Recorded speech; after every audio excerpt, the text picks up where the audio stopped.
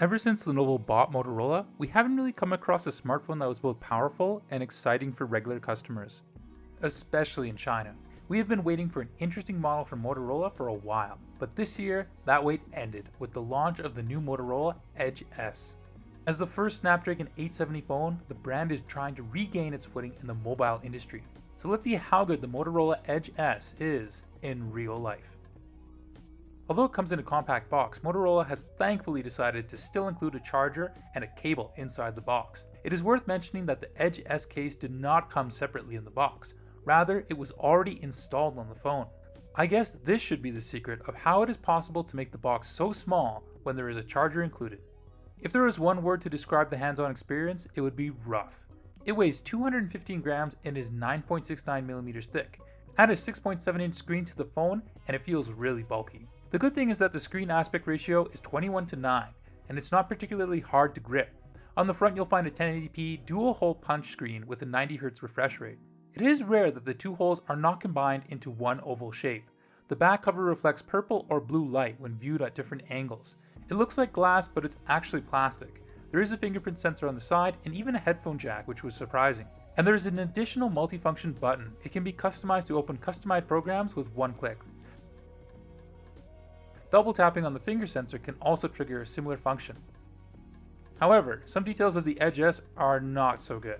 For example, the screen protector is smaller than the screen size, resulting in the edges not being covered. There's almost no oleophobic layer on film and back cover.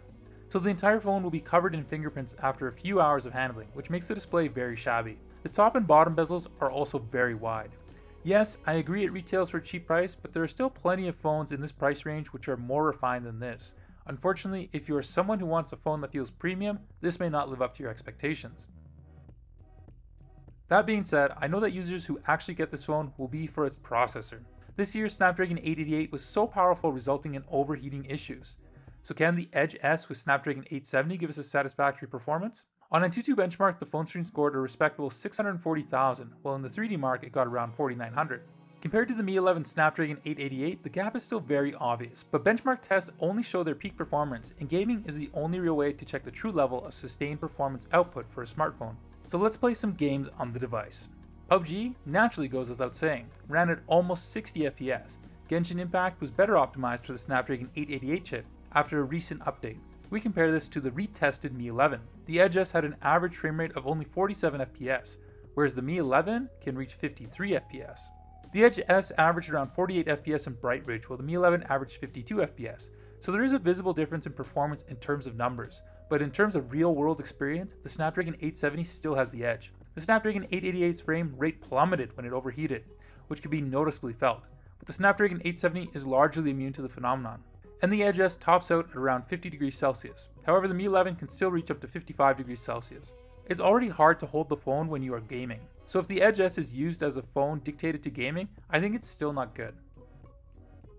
Now we put the focus on the camera system of the Motorola Edge S. Let's start with the Edge S camera setup. The rear 4 cameras consist of a 64 megapixel main camera, a 16 megapixel ultra wide angle lens, a 2 megapixel portrait depth of field lens, and a TOF lens.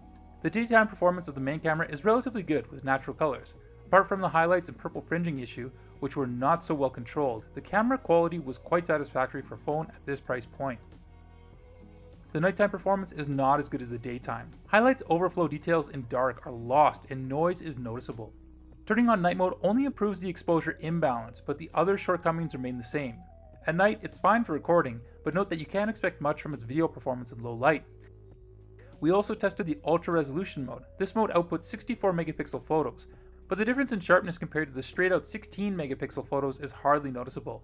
The ultra-wide camera performs similarly when compared to the main camera, although the purple fringing issue is much worse in the daytime. In low light, the performance of the ultra-wide camera is worse than the main camera, and there is no night mode for the ultra-wide camera, so it's best to stick to brighter places if you want to take pictures for an ultra-wide camera.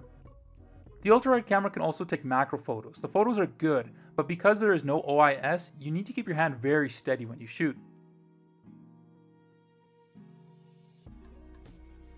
The back cover is made of plastic, so you might be wondering why the phone is still so heavy. The reason is that it comes with a huge 5000 mAh battery. But battery life is not just about battery capacity, it's also about optimizations. 1 hour of 1080p internet video consumes 14%, 1 hour of web browsing consumes 11%, and half an hour of Genshin Impact consumes 12%, and 20 minutes of Bright Ridge consumes 13%. A day without charging should not be a problem. However, the maximum charging power is limited to 20 watts. You only get 37% charge in half an hour and 68% in 1 hour. A full charge takes close to 2 hours, which is a long time of waiting. If you forget to charge it before going to bed, it's still a pain to get the Edge S completely charged. So after looking at all the configurations, do you think the Motorola Edge S is worth buying?